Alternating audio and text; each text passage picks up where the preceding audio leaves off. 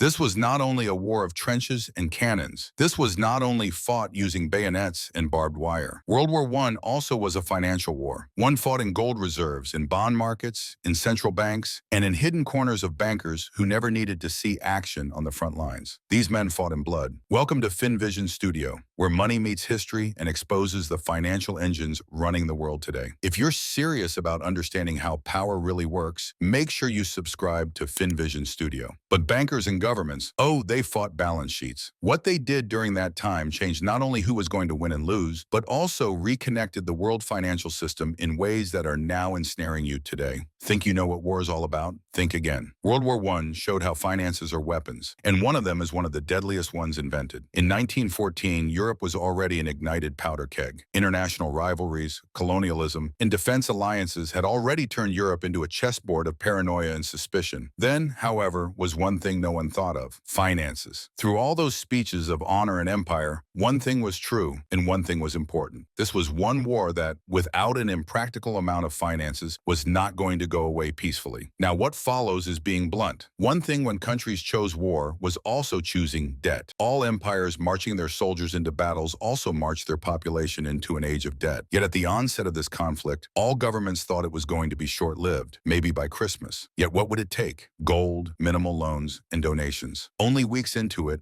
all those notions flew right out into space. This thing was blowing cash at an amount anybody didn't think. Now, bear in mind what follows is careful description. In summer of 1914, however, finances of Europe were all revolved around one thing: gold standard. They all promised one thing: paper money could go to gold if needed, making their finances more believable, and their governments crossed their legs. Gold was limited. Nothing could just go into heavy cash when it would surely lose believers left and right. Britain, France, and Germany had decent reserves. But when millions of men were mobilized and industry converted to produce guns, the expense became staggering. Germany alone was shelling out 10 million marks a day by the end of 1914, while Britain's war effort would soon reach £2.5 million daily. The math was brutal. The gold would run out. Therefore, the governments broke the rules. Each of the world's leading powers quietly confessed to its subjects that money essentially became a note of faith in something far more ephemeral: trust in the state. And that point, the breaking of the gold link, is one of the most significant moments in financial history. It demonstrated just how tenuous the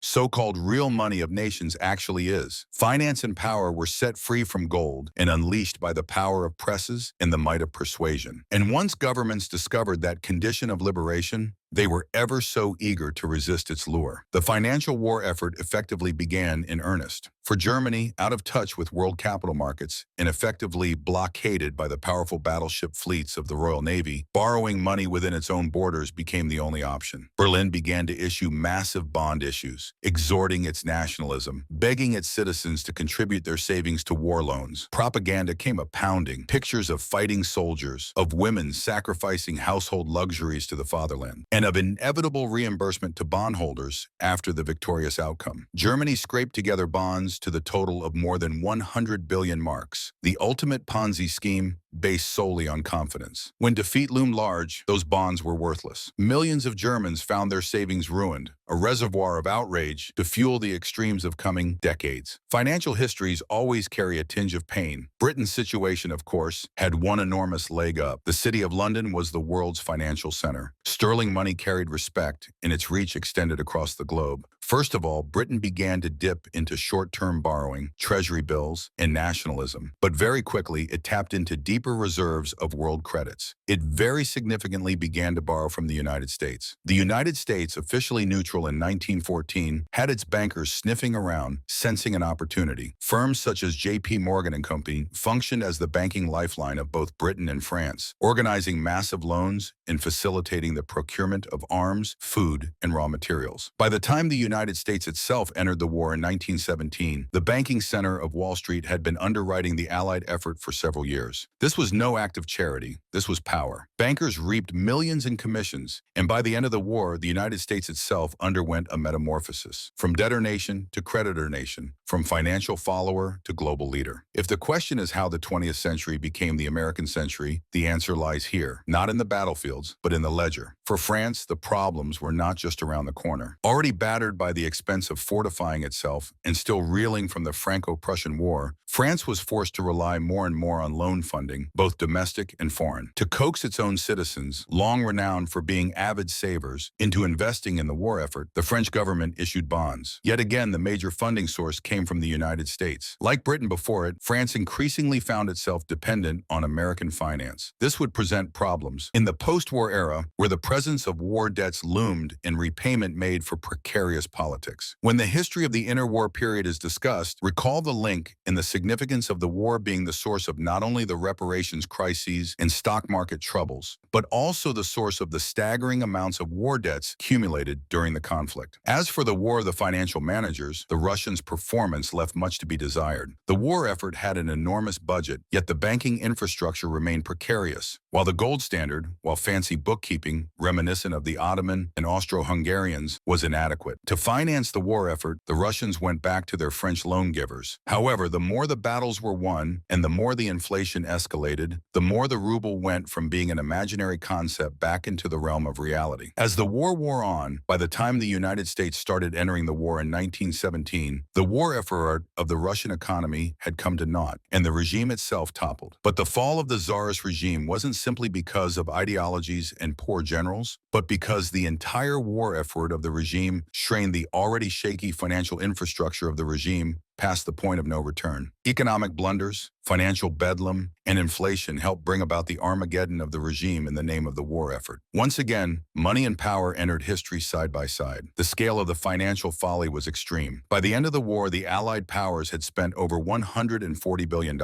while the Central Powers spent $60 billion. This was money the world had never seen, summed several times the pre-war gross national products of the belligerent powers. The effect was not only massive debt, but also the destruction of the existing financial system. The gold standard, the keystone of world confidence, lay in ruins. Inflation swept through the economy. Hyperinflation was coming for Germany, so out of control it would make a loaf of bread costing billions of marks. And it was the small citizen, the worker, the saver, the small investor who got hurt. The wealthy elite, meanwhile, insulated themselves by stashing cash abroad, by buying real goods, by being close to the power centers where rumors broke first. The message was brutal, but it was clear. In a financial war, the small saver bleeds first. And here is where this historical relevance connects for you. World War I was the moment when governments discovered they could pay for the impossible by decoupling money from the real world. They discovered they could disregard the gold standard, print as much as needed, issue bonds to their own citizens, borrow worldwide, and then fix the mess later by propaganda and restructuring. Sound familiar? Because the wall book has never gone away. Every financial crisis, starting with the Great Depression, the world financial crisis of 2008, is its echo. When governments or central bankers puff out the words, "This is temporary," or "The situation is sound," there is nothing new under the sun. They said this too in 1914. And millions were taken in, right up till the world shook, making the money left in their pockets worthless. When the guns finally quit in 1918,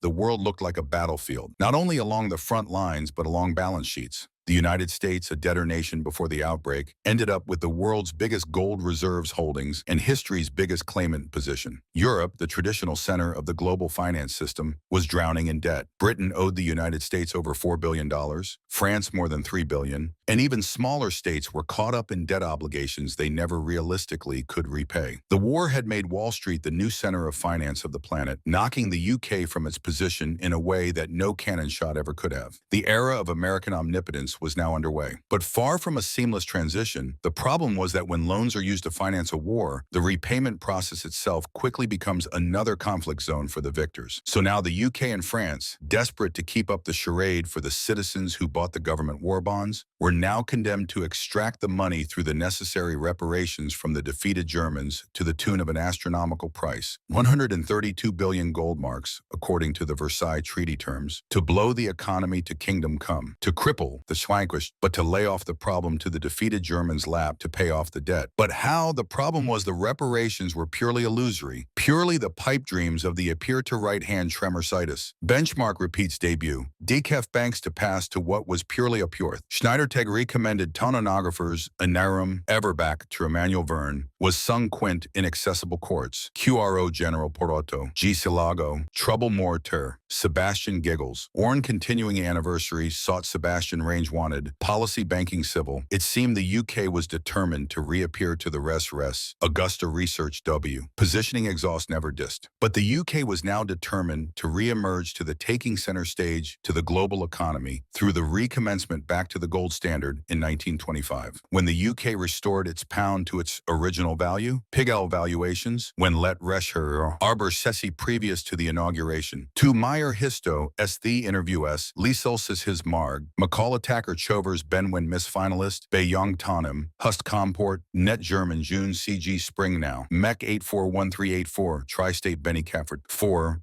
Mott enabled dead credit, Drew menacing, Meduction pilot plan, CK resultant, Apple White earns, B through 6X desires, Dead lad urged May soar July. Our character mug wasn't master interested rail intervals, Bay Hey I cruise. Poverty pack Chu Sean Rose there. Spo list Aral shrewd, make Spearport hydro cal behavioral sign, T only follow Lou George, shot newly D, Peter all social SC law, borrow crab mat theory, Ben and Wermont for shut eaterister to statues key bud diagnostic, McKinmain was Siri, Tac Corps bad infantry year sub slow car fluorescent ideal got, he Leo he row ray, execute, payday loans shortly spread, transitune, elite F comprehension recognized salary edged, Forbes polish reporting index clearly, Steve fencing restarted arbitration, injured airborne. Europe, the traditional center or location-based finance internationally, was drowning in debt. The UK owed the US over $4 billion, and the debt due from the other nations was over $3 billion.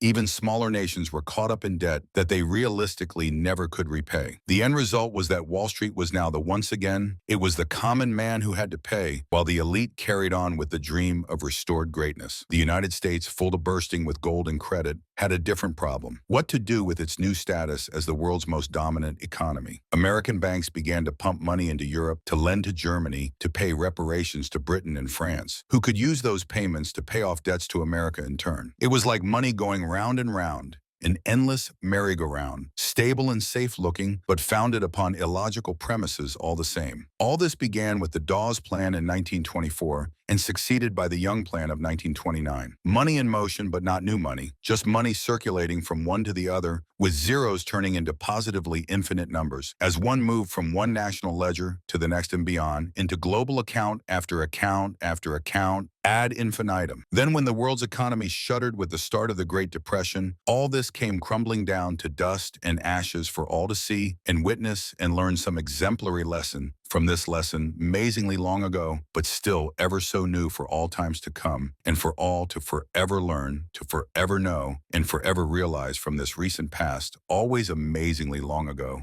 Ever new indeed, ever new always, ever new, ever seen indeed always. Each and every financial crisis in the modern era has its roots in those war years, from stagflation in the 1970s to the subprime crisis in 2008. The same delusions apply today, and the same individuals, the average saver, the average worker, the small investor, remain the same who get asked to make the sacrifice. The hidden financial war in World War I is far from historic. It is the basis for the current state of things. This is a hard lesson, but one which is necessary. Money unmoored from reality is a tool for manipulation. Governments know ways and means to finance their wars, their bailouts, their crises, and they will find ways and means to make you pay via taxation, via inflation, via the decline in value of your hard-saved dollars. It's not about real money or getting more money or the right kind of money. It is about finding the right definitions for things so they can be made invisible. That is the only way to financial freedom, and one which is taught by history. And this is the final message I want to leave with you tonight. This is one truth which can be shared. History itself does not exactly repeat itself, but certainly rhymes.